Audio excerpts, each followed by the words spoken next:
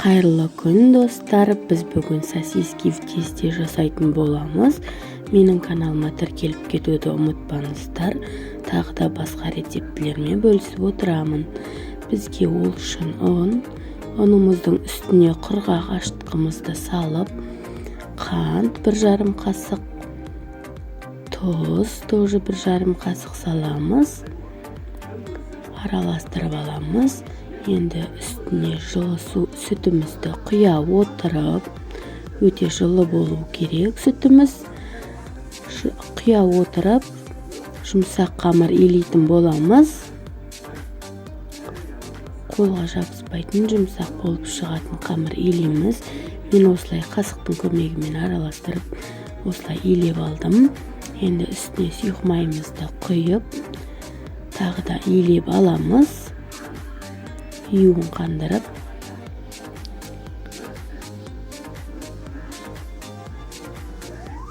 енді қақпағын жауып, жылы жерге қойып қоямыз. Сосискиларымызды мұздатқыштан шығарып, тазалап аламыз осылай. Оған дейін қамырымызды ашыды. Енді қамырымызды жайып аламыз.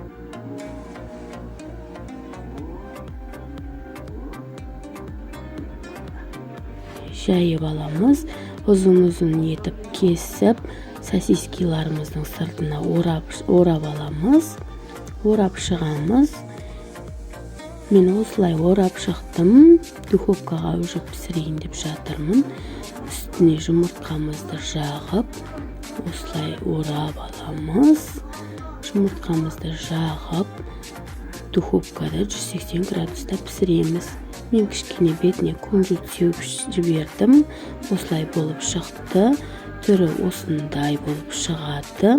Жұмсақ, өте дәмді болып шығады. Сіздерге де кеңес беремін.